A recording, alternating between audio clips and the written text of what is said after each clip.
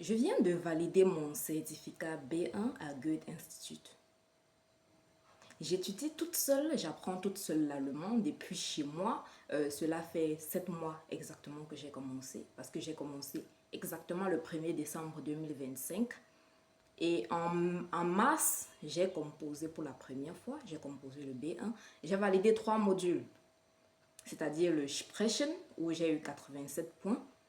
Le Hören, j'ai eu 67 points. Le Lesen, j'ai eu 83 points. Et le Schreiben, j'ai eu 51 points. C'est-à-dire, je n'ai pas validé ce module-là. Parce que le minimum pour valider, c'est 60 points. J'ai repris le module de Schreiben en mai. J'ai eu 57 points. Ce qui veut dire que je n'avais toujours pas validé. Et en début juillet, c'est-à-dire le début de ce mois, la première semaine, non, la deuxième semaine du mois de juillet, c'était le 6, j'ai composé à nouveau et j'ai validé cette fois-ci avec 75 points. Je tiens à rappeler, je n'ai jamais fait de cours de langue dans une école de langue, que ce soit en ligne ou en présentiel. Je ne me suis jamais inscrite dans un centre de Goethe ou bien un centre de TELC ou encore de ESD. Je n'ai jamais fait cela. Toutefois, j'ai suivi, je ne dirais pas une formation, en fait, j'étudie en autodidacte.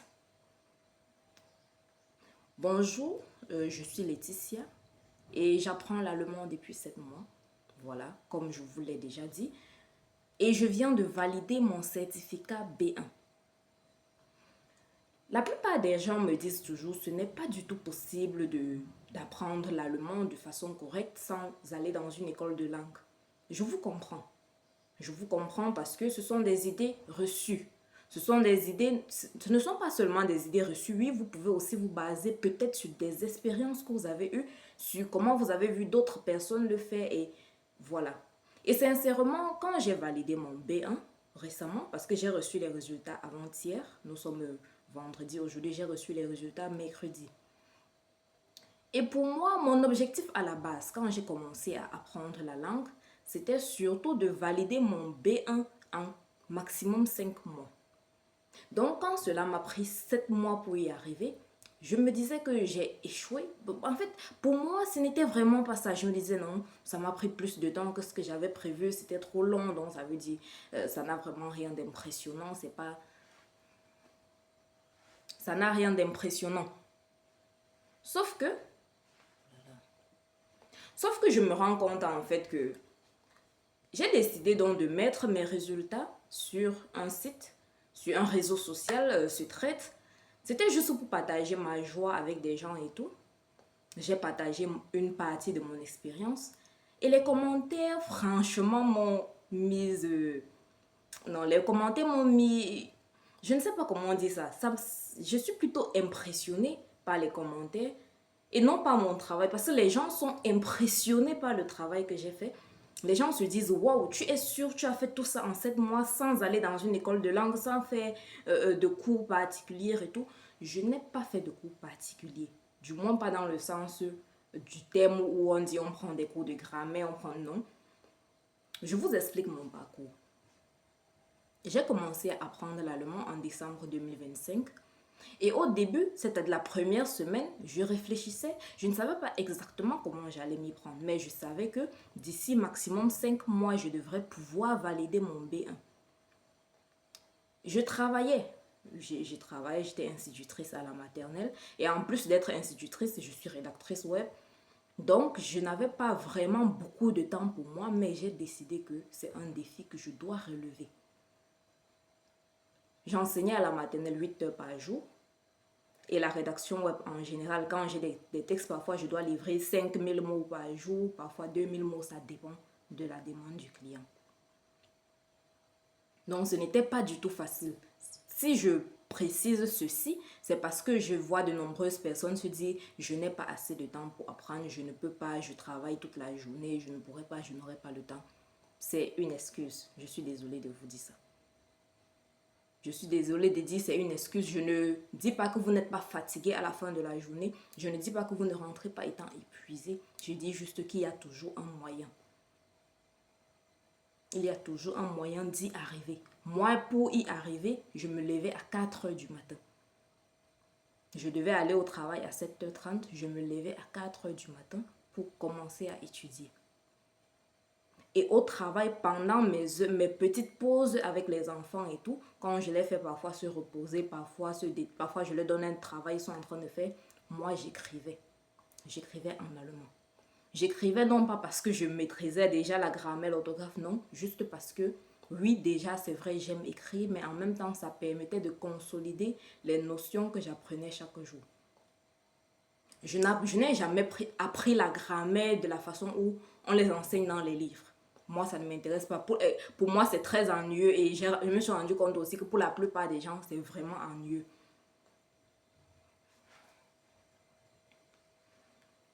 Alors, ce que j'ai fait, c'est pendant la première semaine, j'ai d'abord essayé Duolingo, mais je savais déjà, avec mon expérience passée avec Duolingo, je savais que ce n'était pas vraiment une application correcte, adaptée, voilà, pour quelqu'un qui veut apprendre une langue à un niveau élevé.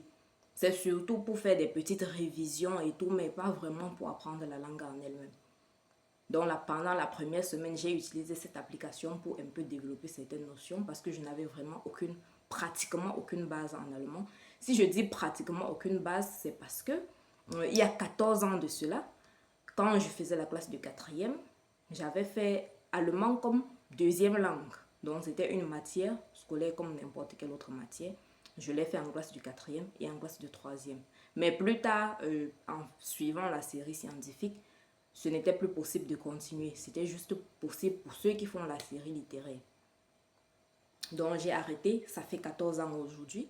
Donc je suppose que même si à l'école c'est vrai, on sait tous que les langues, quand on les enseigne à l'école, ce n'est pas toujours vraiment de sorte qu'on puisse les utiliser dans la vie quotidienne. Mais je me dis, peut-être il y avait quand même de petites notions dormantes que j'avais encore. Mais je n'étais pas en mesure réellement de faire une phrase correcte. Ça, je ne dis pas cela pour me prendre la tête, voilà. Je n'étais vraiment pas en mesure de faire une phrase correcte en allemand. Je ne savais même pas comment est-ce qu'on dit « comment vas-tu » en allemand, pas du tout. Pourtant, j'ai fait cela pendant 2 ans. Donc, c'est pour que vous voyez à quel point vraiment, malgré qu'à l'école, j'étais très brave dans cette matière, ce n'était pas vraiment encore entré, c'était, voilà. Et donc,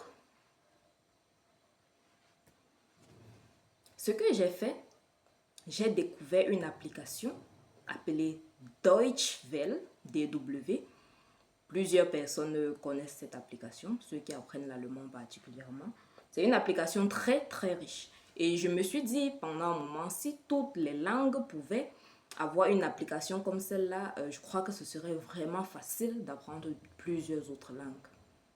Mais voilà, c'est une exception. Ça m'a beaucoup aidé. Et je continue d'utiliser cela jusqu'à aujourd'hui parce que là-bas, ils proposent des ressources pour des niveaux de A0 à C2. Même pour les enseignants, même pour ceux qui veulent devenir enseignants d'allemand. Donc c'est vraiment, vraiment très riche. Et c'est grâce à cette application parce que là-bas, il y a des leçons structurées qui te permettent, tu apprends des notions de grammaire, de grammaire, de vocabulaire et tout, sans avoir l'impression d'être en train d'apprendre. Tu apprends sans avoir l'impression que tu es en train d'apprendre. Parce que la façon d'acquérir, la façon dont ils ont conçu les cours, c'est de façon vraiment très ludique. Ça rend vraiment l'expérience très facile à appliquer. Mais ça, c'est pour mon cas. Parce qu'il y a de nombreuses personnes qui ne peuvent pas apprendre sans l'aide d'un tuteur. Donc, pendant tout le premier mois de décembre, quand j'ai fait mon test, je me suis rendu compte que j'avais déjà un niveau A2. Du moins, c'est ce qu'on a dit.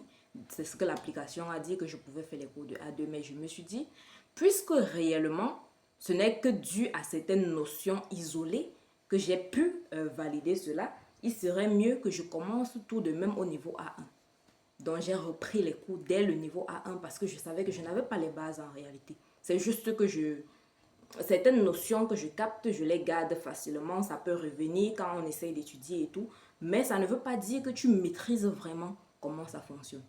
Ça ne veut pas dire que tu maîtrises vraiment les structures des mots, des phrases et autres. Donc, j'ai repris les cours dès le niveau A1. J'ai repris les leçons sur cette application-là. J'ai continué et dès le 1er janvier, c'était vraiment le 1er janvier, j'ai eu mon premier échange linguistique avec un Allemand. Parce que j'ai décidé que même si tout ce que je sais, c'est dire mon nom, mon âge et d'où je viens, ce n'est pas mon problème. Je vais avoir des conversations quotidiennes avec des natifs. Parce que mon but dans l'apprentissage n'était pas du tout de valider un certificat. Oui, pour faire des procédures administratives, on a besoin du certificat, mais dans la vie quotidienne, on a besoin de pouvoir utiliser la langue. Au quotidien, personne ne te dira que il va t'écrire un message et te dire demain on va avoir un échange, demain on va discuter ensemble en allemand pour te donner le temps de te préparer, non? C'est exactement de la même façon que tu apprends le français. Donc tu dois pouvoir utiliser la langue au quotidien. Et c'est ce que j'ai commencé à faire. Et dites-vous bien que je fais beaucoup d'erreurs jusqu'à aujourd'hui parce que je suis encore apprenante. Comme j'ai dit, j'ai un niveau B1. Un niveau B1, c'est pas forcément grande chose. Oui, c'est vrai, je peux tenir des conversations, je peux échanger, je peux parler de nombreux sujets, mais je fais encore des fautes de grammaire, je fais des fautes de structure, je fais encore beaucoup de fautes. Et pour moi, ce n'est pas un problème parce que le fait déjà de faire des fautes veut dire que j'essaye. Ça veut dire que je fais des efforts, que j'essaye de m'améliorer, j'essaye d'apprendre. Donc, ce que je fais, c'est que malgré les fautes, parce que dites-vous, imaginez, si un mois après avoir commencé à apprendre, j'ai commencé à faire des échanges linguistiques, vous pouvez déjà vous imaginer à quel niveau était mon niveau de langue. À quel niveau est-ce que je m'exprimais. Je peux vous dire que c'était très drôle. Parce que je suis quelqu'un qui aime bien faire de l'autodérision. Quand je fais des erreurs et tout, je ris de mes erreurs parce que je sais que les erreurs arrivent uniquement à ceux qui essayent de faire. Si tu n'essayes pas du tout, tu ne feras pas d'erreur. Tu vas croire que tu connais alors que tu ne connais pas du tout. Pour moi, aujourd'hui, quand je vois comment j'écris, comment je parle, je me dis, je n'évolue plus, je n'arrive plus à changer. Apparemment, je stagne. Je stagne. Mais quand je prends, par exemple, hier, j'ai pris les feuilles que j'écrivais, les feuilles de notes que je prenais quand j'ai commencé, c'est-à-dire vers février, mars. Pour moi, je me disais qu'il n'y avait pas eu d'évolution, que rien n'avait changé. Mais quand je lis les phrases, quand je lis ce que j'écrivais, je suis morte de rire. À cette époque-là, j'écrivais avec confiance, malgré que je savais que je faisais des erreurs et tout. Mais quand même, dans ma tête aujourd'hui, je me disais que je n'évolue pas tant que ça. C'est en lisant ces notes-là que je me rends compte que non, en fait, j'évolue. J'évolue. C'est juste qu'aujourd'hui, je suis plus consciente de toutes les lacunes que j'ai. C'est que je remarque plus facilement ce que je n'arrive pas à faire. Et j'oublie de prêter attention à ce que j'arrive déjà à faire. Avec mes partenaires tandem, avec les gens que je discute en allemand, on parle de tous les sujets. De la politique à la géopolitique, en passant par l'énergie renouvelable, le football, en fait, peu importe, on parle vraiment de tout. Et ma technique, c'est quoi? C'est que je suis quelqu'un, je ne suis pas du genre à souvent trop préparer les cours, les leçons avant de les faire. Ce ne sont pas des leçons, ce n'est pas qu'on lit, on écrit des choses et on lit, non. C'est qu'on fait des échanges, on fait une conversation comme on le ferait dans un cafétéria, comme on le ferait dans la rue, n'importe où. Et moi, pour rendre la tâche vraiment plus utile pour moi, je ne prépare pas ces leçons-là. Je me contente juste de choisir un sujet sur lequel je vais discuter le jour-là, un jour en particulier. Et à l'heure de l'échange, j'improvise. Ce n'est pas parce que je maîtrise, c'est parce que je veux justement apprendre à gérer des situations, à gérer mon vocabulaire et ma grammaire dans une situation stressante. Parce qu'au quotidien, comme j'ai dit, personne ne va t'appeler et te dire, bon, demain, on va avoir un échange sur la politique, donc il faut te préparer. Au quotidien, ça ne se fait pas. C'est un peu comme si tu devais te rencontrer avec ton ami et puis ton ami t'envoie un message à l'avance. À ton ami ou même un inconnu, peu importe, on t'envoie un message à l'avance pour te dire, bon, demain quand on va se retrouver à 13h là, on va faire un échange de 15 minutes sur tel sujet. S'il y a quelqu'un ici à qui ça arrive souvent, mettez-moi au courant s'il vous plaît. Peut-être que ça n'arrive pas dans mon quotidien, mais ça arrive dans le vôtre. Sinon, en toute logique, on sait tous qu'au quotidien, les conversations viennent naturellement. Et donc, c'est ce que j'essaie de faire. Et, comme j'ai dit, les gens, ce qui m'a surtout interpellée, ce sont les réactions des gens. Parce que moi, je simplifiais ce que j'ai fait. Quand je dis je simplifie, je ne voyais pas la portée de cela. Parce que je me disais, mon objectif c'était 5 mois, je l'ai fait en 7 mois. Donc, ça veut dire qu'il n'y a rien de particulier. Et j'entends souvent les gens dire, ou du moins quand j'ai commencé à apprendre et tout et que je faisais des recherches, on dit il faut tel nombre d'heures pour atteindre tel niveau, tel nombre d'heures pour passer de tel niveau à tel niveau. Mon problème, ou bien mon objectif, parce que j'aime les défis, ça il faut être clair, j'aime beaucoup les défis et j'aime toujours dire que si on dit qu'il faut tel nombre de temps, c'est pour la moyenne. Ça ne veut pas dire que c'est arrêté, c'est absolument comme ça qu'il faut faire. Et je ne dis pas non plus que toi, tu es obligé de faire le même nombre de temps que j'ai fait pour atteindre le niveau en question. Je fais des échanges en allemand, je discute en allemand, je peux discuter pendant 1 heure de temps en allemand. Je fais des erreurs. Et s'il te plaît, je suis souvent consciente de mes erreurs. Je ne fais pas des erreurs au hasard. Mon but, c'est quoi? Quand je suis en train de communiquer, je ne cherche pas d'abord à faire des phrases parfaites. Mon objectif, c'est d'abord de me faire comprendre. Si en me faisant comprendre, je parviens à faire une phrase vraiment comme il faut, vraiment correcte, tant mieux. Mais si je ne parviens pas à faire la phrase correctement, j'utilise des substituts, c'est-à-dire des mots de substitution pour expliquer ce que je veux dire. Parfois, je suis bloquée, vraiment bloquée, parce qu'il faut dire, je ne fais pas de traduction du français vers l'allemand, pas du tout. Déjà, les structures de phrases en français ne sont pas pareilles qu'en allemand. Donc, si tu essayes de traduire tout dans ta tête avant de parler, forcément, tes phrases seront bancales. Moi, je réfléchis directement en allemand. Je ne saurais vous dire comment j'ai réussi à faire ça, mais presque dès le début, j'ai décidé que quand je suis en train de faire l'allemand, je réfléchis en allemand. D'ailleurs, ça m'arrive même que pendant que je suis en train de parler le français, dans ma tête, les mots sont en train de se traduire en allemand. Pourtant, c'est le français qui est ma langue maternelle. Donc, ton objectif ne doit jamais être de parler parfaitement dès le début. Pas du tout. Et même plus tard, même si tu parviens à atteindre un niveau C2, quand tu es en train de faire une conversation, ton but ne doit pas être de faire des phrases parfaites. Ça doit d'abord être de communiquer, c'est-à-dire de te faire comprendre. C'est pour ça que j'évolue malgré les difficultés. C'est pour ça que je suis capable d'exprimer mes idées et de me faire comprendre malgré que mes phrases ne soient pas forcément logiques dans le sens grammatical du terme. C'est-à-dire, j'écris un texte, je fais des erreurs, je sais que j'ai fait des erreurs, mais quand toi, tu lis, tu comprends ce que j'ai dit. Si tu n'es même pas du genre trop minutieux, tu pourrais même ne pas te rendre compte des erreurs que j'ai faites. Parce que je me concentre surtout sur la communication. Et c'est pareil, parce que les échanges que je fais avec ces Allemands, c'est à l'oral. Ce sont des appels vidéo qu'on fait, ce n'est pas à l'écrit. Parce que pour pouvoir former ta langue à parler, il faut que tu parles. Et tant que tu ne parles pas, tu auras l'impression que tu maîtrises, tu auras l'impression que tu connais déjà, parce que tu comprends la grammaire, tu comprends. Moi, je suis capable de réciter des règles de grammaire en allemand, des règles, la construction de différentes structures et tout. Mais ce n'est pas pour autant qu'à l'oral, ça vient automatiquement. Non, ce n'est que le fait de l'utiliser régulièrement qui le rend automatique.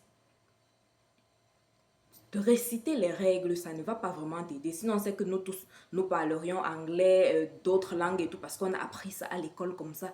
C'était une matière à l'école, donc on connaît les règles, on connaît tout. Mais quand tu ouvres la bouche pour parler, ça ne vient pas toujours automatiquement. Parfois même à l'écrit, tu écris des phrases, après tu te retrouves encore en train de corriger, parce que ce n'est pas encore automatique.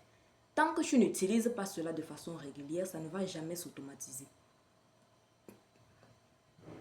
Et pour l'écoute, comme je dis, je fais des tandems, je fais des échanges linguistiques. Et en même temps, j'écoute des vidéos des natifs sur Internet. Je regarde des films en allemand directement. Et très souvent, je préfère ne pas voir le sous-titre. Non pas parce que ça ne m'aide pas, mais parce que je veux justement travailler mon oreille et voir mon niveau. Parce que quand tu lis des sous-titres, tu peux avoir l'impression que tu comprends ce qu'on dit. Pourtant, si tu te concentres juste à écouter ce qu'on est en train de dire, parfois tu vas te rendre compte que tu comprends juste peut-être 30 à 40% de ce qui est dit de façon naturelle. Et au quotidien, par exemple, si tu ne vas pas, ce n'est pas à tout le monde que tu vas toujours dire, bitte sprechen Sie langsam, ich bin nur ein Lernender. Pas du tout. C'est pas à tout le monde que tu vas toujours dire ça. Il faut que tu apprennes à travailler ton oreille linguistique de sorte que dans certaines circonstances, dans certaines situations, que tu puisses comprendre naturellement ce qu'on est en train de dire. Et comme j'ai dit, mon objectif dès le début de l'apprentissage n'a jamais été de valider le certificat. Le certificat fait partie du processus parce que oui, pour la procédure administrative, on en a besoin. Mais dans les faits, au quotidien, ce n'est pas ton certificat que tu vas présenter aux gens, c'est la langue que tu vas utiliser. Tu vas parler au quotidien pour te faire comprendre, pour comprendre les autres et tout. Il faut que tu aies une langue vivante. Si ton niveau de langue, c'est seulement pour passer un test Goethe, tu as déjà échoué. Désolé. Parce que ce n'est pas le test Goethe qui va t'aider au quotidien. Tu travailles dans un service client peut-être et tout. Tu vas devoir discuter avec des clients. Ce n'est pas ton certificat que tu vas leur présenter. Tu travailles à l'hôpital, tu vas devoir discuter avec des patients. Tu ne vas pas leur dire j'ai un certificat B2. Tu vas discuter, il faut prouver cela sur le terrain. Ce n'est pas juste quelque chose que tu vas mettre sur le CV pour rendre ton CV lourd, non. C'est quelque chose que tu vas devoir prouver. Parce qu'on sait tous, de nombreuses personnes mettent parfois, je sais utiliser Word, je sais faire ceci, mais que dans leur travail au quotidien, franchement, ils n'en ont pas réellement besoin. Sauf qu'avec la langue, et une langue comme l'allemand, pour quelqu'un qui veut immigrer en Allemagne, si tu apprends la langue uniquement pour valider le certificat, ça peut être très difficile pour toi sur le terrain parce que oui, sur les papiers, tu auras un B2, ça c'est clair, mais au quotidien, tu ne pourras pas justifier ton B2. Tu auras même du mal à justifier un niveau B1. Et avant même que je n'ai des partenaires tandem, et même pendant que je travaille avec eux, parce que jusqu'à présent, je continue de faire des échanges linguistiques, je parlais toute seule. C'est-à-dire quand je sortais de la maison, quand je finissais d'étudier le matin, comme je dis, je me levais à 4 heures, j'étudiais jusqu'à 7 heures. Je m'apprêtais, je sortais à 7h15. La distance pour quitter de chez moi jusqu'à mon taxi, généralement ça me prend environ 15 minutes. Je parlais toute seule en route. À haute voix, parce qu'il faut t'habituer à t'entendre parler. Si tu parles juste dans la tête, comme on dit souvent, si tu t'imagines juste, tu vas te dire que peut-être tu fais des phrases correctes. Mais quand tu parles à haute voix, tu te rends compte des erreurs que tu fais et tout, et tu corriges. Et il y a aussi souvent certaines difficultés. Parfois, tu as du mal à faire certaines choses dans la langue que tu es en train d'apprendre. Et tu te dis que peut-être c'est parce que la langue en question est difficile. Mais quand tu te questionnes réellement, sérieusement, sur la chose que tu essayes d'apprendre, tu te questionnes sur ça parce que quand parfois tu n'arrives vraiment pas à résoudre le problème dans la langue que tu es en train d'apprendre, cherche à dire la chose dans ta langue maternelle. Parfois, tu vas te rendre compte, ce qui a été mon cas, c'est que la plupart des choses que je n'arrive pas à dire ou à faire en allemand, je n'arrive pas non plus à le faire en français. Donc le problème vient vraiment de la source, ça ne vient pas de la langue. C'est un constat que j'ai fait.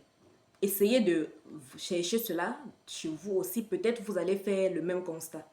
C'est que des choses que tu n'arrives pas à faire ou à dire dans la langue que tu es en train d'apprendre, parfois c'est parce que même dans ta propre langue, tu ne peux pas le dire, tu ne peux pas le faire. C'est que tes idées sur la question ne sont pas claires. Ce n'est pas la langue le problème, ce ne sont pas les mots le problème. C'est ton imagination, c'est ton cerveau le problème.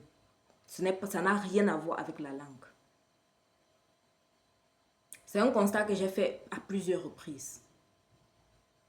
Parce que par exemple, j'ai repris l'épreuve de Schreiben, le module, comme je vous ai dit, et je me suis rendu compte que ce n'était pas juste à cause de l'email qu'il faut écrire, à cause de la structure et tout. C'est que j'évolue depuis presque toujours en autodidacte, en indépendant. Donc même dans mon travail, j'ai souvent travaillé en indépendant et tout. Je n'ai pas souvent eu l'habitude d'écrire beaucoup d'emails professionnels ou même personnels.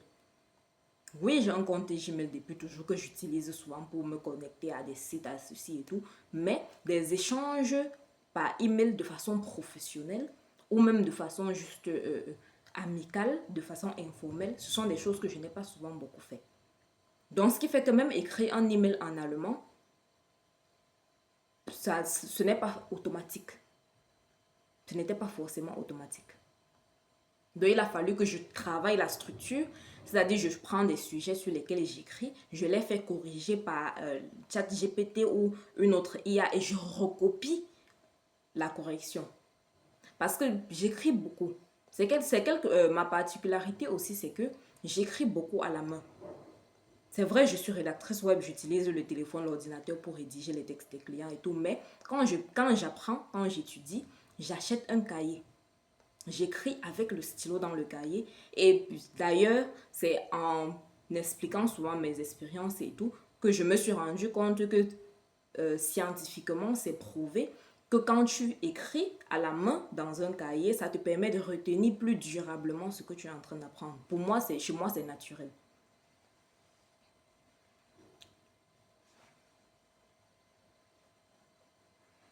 J'aime ça.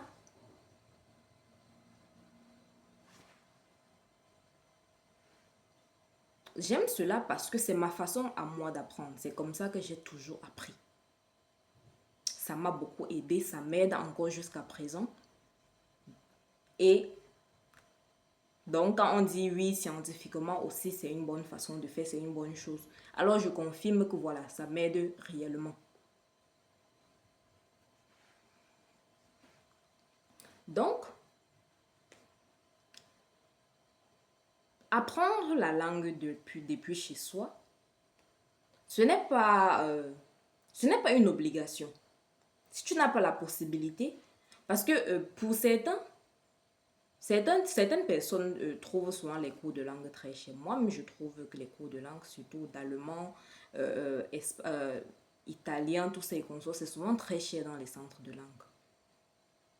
Si tu as la possibilité d'apprendre seul, depuis chez toi, moi, je veux te dire que c'est possible. C'est-à-dire si tu veux, si tu as la volonté. Parce que ce qui m'a surtout aidé, c'est ma volonté, ma motivation et surtout particulièrement ma discipline.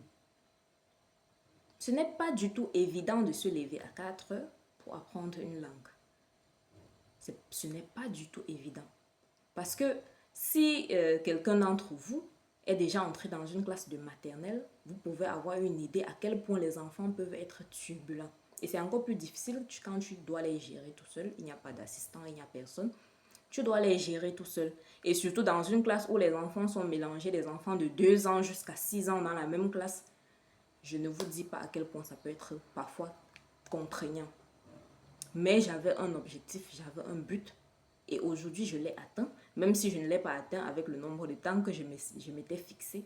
Je l'ai atteint. Et aujourd'hui, maintenant que j'ai la confirmation, j'ai validé mon B1. Je suis en train de me préparer pour faire mon B2. Et j'espère pouvoir le faire à la prochaine séance, à la prochaine session d'examen. Je ne sais pas si c'est en septembre ou en octobre, je ne sais pas. Mais j'espère vraiment pouvoir le faire et valider les modules, si possible. Valider tous les modules en une fois. Ce n'est pas évident, ce n'est pas facile, mais c'est vraiment quelque chose que j'essaye de faire, j'essaye de réaliser. Donc, pour aller plus loin, ou pour revenir sur les différents points, si tu es débutant, tu es en train d'apprendre l'allemand, déjà sache que c'est possible. Oui, tout le monde dit que l'allemand est difficile. Même les Allemands disent que l'allemand est difficile. Mais Dis-toi juste que c'est une autre langue. C'est une langue comme n'importe quelle autre langue. C'est une compétence comme n'importe quelle autre compétence. N'aborde pas le projet en te disant c'est dur. Parce que ça, c'est déjà souvent le premier blocage. Ensuite, ne cherche pas à apprendre la grammaire pour apprendre la grammaire. C'est parfois vraiment boring. Apprends, télécharge une application comme DW par exemple.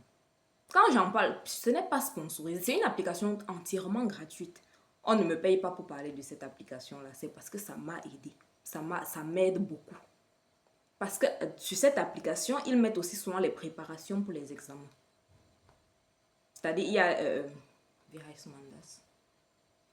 il y a ce test-là, il y a des tests pour les 4 modules. Ça te permet de te préparer pour l'examen. Et un petit, comment je dis ça? Une petite anecdote, c'est que jusqu'au jour de l'examen, je ne savais absolument pas à quoi ressemble l'épreuve orale de l'examen. Mais, étant donné que je m'exprime de façon fluide, que je sais exprimer mes idées même avec des erreurs, je me suis retrouvée à avoir 87. C'est d'ailleurs le module où j'ai eu la moyenne la plus haute. Je ne savais absolument pas comment ça se passe.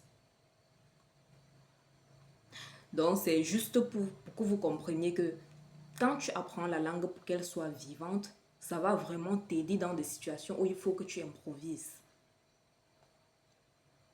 Et donc, voilà. N'abordez pas le projet en vous disant que c'est difficile. De deux, dites-vous que si tu ne fais pas d'erreur, c'est que tu n'es pas en train d'apprendre. Il n'y a que celui qui apprend qui fait des erreurs. De trois, parlez. Faites l'effort de parler. Parlez tout seul. Je crois que les gens appellent souvent cela du shadowing. Je crois bien, du shadowing. La troisième chose, pour améliorer votre prononciation, pour améliorer, oui, votre capacité à articuler les mots, lisez des textes en allemand à haute voix.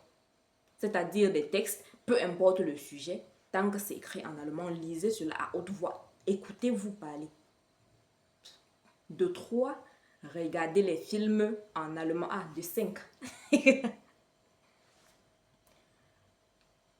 De 5, regardez des films en allemand.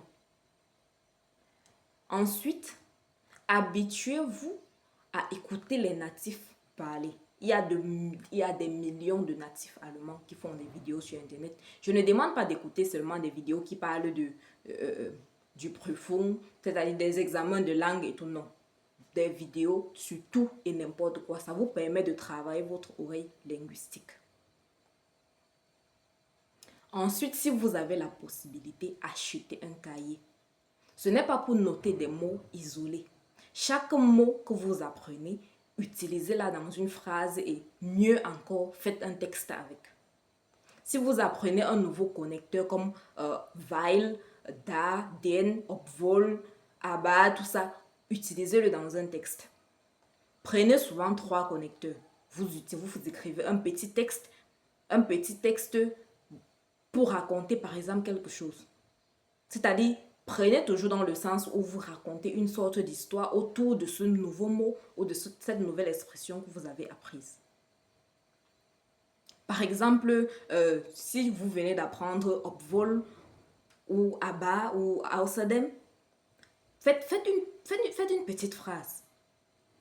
Obwohl ich sehr, sehr müde bin, gehe ich zur Arbeit. Dort schreibe ich Texten mit oder dort lese ich Bücher. Aber ich finde es nicht so einfach. Außerdem versuche ich etwas Neues zu lernen. Donc, c'est-à-dire des trucs un peu comme ça. Chaque fois que vous apprenez une nouvelle expression, un nouveau mot. Essayez de raconter une histoire avec. Ça rend la chose plus intéressante. Ça fait que vous expérimentez de nouvelles choses. Vous n'apprenez pas juste des mots seuls, des mots simples comme ça. Vous apprenez des expressions dans un ensemble. Donc, c'est un peu comme ça. Donc, s'il faille que vous reteniez une seule chose de tout ce que je vous ai dit dans cette vidéo, c'est n'ayez jamais honte de faire des erreurs. Au contraire, soyez même content d'en faire. Précipitez-vous même pour faire des erreurs. Parce que plus vous en faites, plus vous apprenez. Chaque fois que vous faites une erreur, ne vous arrêtez pas. Si vous êtes en train de parler et vous vous rendez compte que vous avez fait une erreur, ne vous arrêtez pas. Ne vous arrêtez pas pour corriger, pour chercher. Continuez la phrase. Parce que parfois, vous parlez... Je vais vous dire mon secret. Oui, ça peut paraître bizarre ou peut-être, je ne sais pas, contre-instructif. Mais généralement, quand je suis en train de parler en allemand ou même parfois en anglais, je suis consciente que je suis en train de faire une erreur. Mais je le fais avec tellement de confiance et de classe que parfois, j'ai même l'impression... En fait, parfois, l'autre n'a même pas le temps de s'en rendre compte parce qu'il est concentré sur ce que je suis en train de dire. Et puisque ce que je dis a un sens, ça fait que l'erreur elle-même n'est pas remarquée. Donc, ne vous arrêtez pas parce que vous avez fait une erreur. Tant que vous trouvez une alternative pour dire ce que vous êtes en train de dire, continuez votre phrase. Tant que vous savez que ce que vous êtes en train de dire est compréhensible, continuez. Ne vous arrêtez pas. Alors, merci d'avoir regardé cette vidéo et surtout, n'oubliez pas de vous abonner, de liker et de commenter. Commentez, donnez-moi votre avis. Si vous êtes un débutant, donnez-moi votre avis. Dites-moi comment vous faites. Dites en commentaire comment vous apprenez, ce qui marche pour vous, ce qui ne marche pas. Et surtout, dites, peut-être il y a quelque chose que j'ai dit dans cette vidéo que vous venez de découvrir. N'hésitez pas à en parler dans les commentaires. Merci.